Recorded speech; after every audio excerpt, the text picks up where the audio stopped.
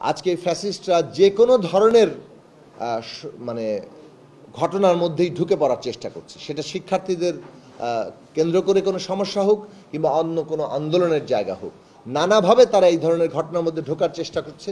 প্রত্যেকটি আন্দোলনকারী শক্তিকেও এই সময়কালে সতর্ক থাকতে হবে যে তাদের দাবি দেওয়া কিংবা সংগ্রাম, তার যে ন্যায্যতা, সেটা তো পূরণ করতেই হবে, কিন্তু একই সাথে এই সমস্ত আন্দোলনকে কেউ যাতে ব্যবহার করতে না পারে, বিশেষভাবে ফ্যাসিস্টদের দোসররা, সেই বিষয়ে তাদের সতর্ক থাকতে হবে। যে এই ধরনের পরিকল্পিত তৎপরতাকে আমাদেরকে প্রতিরোধ করতে হবে, জনগণকে ঐক্যবদ্ধভাবে প্রতিরোধ করতে হবে এবং সরকারকে এ বিষয়ে যথাযথ তদন্ত এবং তার যে প্রাতিষ্ঠানিক শক্তি, সেটা সম্পূর্ণ নিয়োগ করে এই জিনিসগুলোকে প্রতিরোধ। আর গণ অভ্যুত্থান এবং এই অভ্যুত্থান পরবর্তী যে অন্তর্বর্তী সরকার আজকে রাষ্ট্র পরিচালনা করছে, আমরা বাংলাদেশ যখন একটা ইতিবাচক দিকে গণতন্ত্রের পথে এবং জনগণের অধিকার প্রতিষ্ঠার পথে এগোচ্ছে নানা দিক থেকে, দেশে যখন দুর্নীতি এবং অন্যান্য যে ভয়ঙ্কর চেহারা আমরা ফ্যাসিস্ট শাসন আমলে দেখেছি,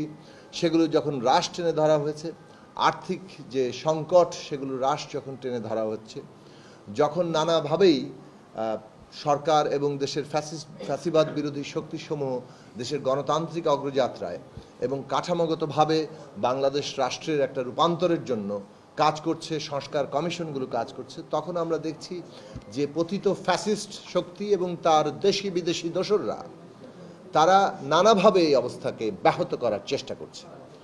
গতকাল চট্টগ্রামে যা ঘটেছে তা সম্পূর্ণভাবে একটা পরিকল্পিত একটা সহিংসতার পরিবেশ সৃষ্টি করা, হিংসা ঘৃণার পরিবেশ সৃষ্টি করা এবং উস্কানি দিয়ে একটা পরিস্থিতি তৈরির চেষ্টা। আমরা দেখেছি যে একজন ইসকন নেতাকে গ্রেফতার করা হয়েছিল, তাকে সেখানে আদালতে হাজির করা হয়েছে, কিন্তু সেইখানে যে জটলা এবং পরিস্থিতি, সেই সময়ে একদল দুর্বৃত্ত তারা একজন আইনজীবীকে ধরে নিয়ে যায় এবং আইনজীবীকে ধরে নিয়ে যাওয়ার পরে সেই আইনজীবীকে তারা হত্যা করে, একেবারে জবাই করে হত্যা করে। এই রকম নৃশংসতা আজকে দেখানো হয়েছে। আপনি হত্যার ধরন দেখলে বোঝা যাবে যে পরিষ্কারভাবে তারা উস্কানি দেওয়ার চেষ্টা করছেন, যে যাতে একটা সাধারণভাবে এখানে মুসলমানদের মধ্যে একটা উত্তেজনা সৃষ্টি হয় এবং তারা হিন্দু সম্প্রদায়ের উপরে হামলা করে। আমি কথাটা খুবই পরিষ্কারভাবে বললাম যে এই যে লক্ষণ, এই লক্ষণ খুব পরিষ্কার যে এখানে একটা উস্কানি দেওয়ার চেষ্টা করা হচ্ছে যাতে করে এখানে হিন্দু সম্প্রদায়ের উপরে হামলা হয় এবং সেই হামলাগুলোকে আজকে বাংলাদেশের একটা বাস্তবতা হিসেবে সারা দুনিয়াতে দেখানো যায় এবং এই সরকারকে এবং এই অভ্যুত্থানকে কালিমালিপ্ত করা যায়। এটা পরিষ্কারভাবে এই মোটিভ আমরা দেখতে পাচ্ছি। এ বিষয়ে আমাদের মধ্যে অন্তত কোনো সন্দেহের জায়গা নেই। কাজেই সেদিক থেকে আমরা বলবো যে এই ধরনের পরিকল্পিত তৎপরতাকে আমাদেরকে প্রতিরোধ করতে হবে, জনগণকে ঐক্যবদ্ধভাবে প্রতিরোধ করতে হবে এবং সরকারকে এ বিষয়ে যথাযথ তদন্ত এবং তার যে প্রাতিষ্ঠানিক শক্তি, সেটা সম্পূর্ণ নিয়োগ করে এই জিনিসগুলোকে প্রতিরোধ করতে হবে।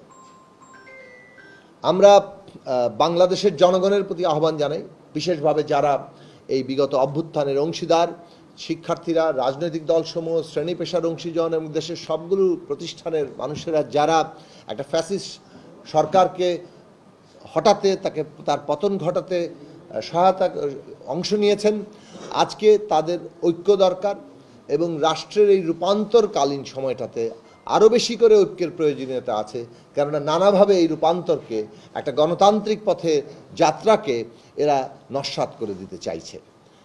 এই ঐক্যের জায়গাটা দরকার। আমরা সরকারের প্রতি আহ্বান জানাবো যে এই ঘটনাগুলো প্রতিরোধ করার জন্য রাষ্ট্রের যতটুকু শক্তি আছে সেটাকে সর্বতোভাবে নিয়োগ করার জন্য, একই সাথে সমস্ত ফ্যাসিবাদ বিরোধী শক্তিকে ঐক্যবদ্ধ করার জন্য এবং সেইটা জনগণের সামনে একটা যে এই ঐক্যের যে শক্তি, সেটাকে হাজির করার জন্য অবিলম্বে তারা এই উদ্যোগ গ্রহণ করবেন। শিক্ষার্থী, রাজনৈতিক দল, শ্রেণী পেশার এবং অন্যান্য রাষ্ট্রের অংশীজনদের সহ একটা আমাদের সভা দরকার। এই বিশেষ পরিস্থিতিতে আজকে আমাদেরকে এই ভূমিকা গ্রহণ করতে হবে। নানা দিক থেকে আমরা দেখছি, কেবলমাত্র চট্টগ্রামের ঘটনা নয়, আজকে ফ্যাসিস্টরা যে কোনো ধরনের মানে ঘটনার মধ্যেই ঢুকে পড়ার চেষ্টা করছে, সেটা শিক্ষার্থীদের কেন্দ্র করে কোনো সমস্যা হোক কিংবা অন্য কোনো আন্দোলনের জায়গা হোক, নানাভাবে তারা এই ধরনের ঘটনার মধ্যে ঢোকার চেষ্টা করছে। প্রত্যেকটি আন্দোলনকারী শক্তিকেও এই সময়কালে সতর্ক থাকতে হবে যে তাদের দাবি দেওয়া কিংবা সংগ্রাম, তার যে ন্যায্যতা, সেটা তো পূরণ করতেই হবে, কিন্তু একই সাথে এই সমস্ত আন্দোলনকে কেউ যাতে ব্যবহার করতে না পারে, বিশেষভাবে ফ্যাসিস্টদের দোসররা, সেই বিষয়ে তাদের সতর্ক থাকতে হবে। আমরা বাংলাদেশ নির্মাণের জায়গায় আছি। পরিষ্কারভাবে ফ্যাসিস্ট শক্তি আমাদের সন্তানদের কেবল হত্যা করেছে তাই নয়, আজকে তাদের পতনের পরে পালিয়ে গিয়ে বাংলাদেশের অস্তিত্বের বিরুদ্ধে একটা সংগ্রাম করছে। ফলে আজকে জাতীয় সার্বভৌমত্ব রক্ষার লড়াই আমাদের সামনে গণতন্ত্র রক্ষার লড়াই, আমাদের সামনে অভ্যুত্থানের সমস্ত অর্জনকে একটা বাস্তব এবং সাফল্যমণ্ডিত একটা পরিণতিতে নিয়ে যাওয়ার লড়াই। সেই লড়াইকে কোনোভাবে নস্যাৎ হতে দেওয়া যাবে না।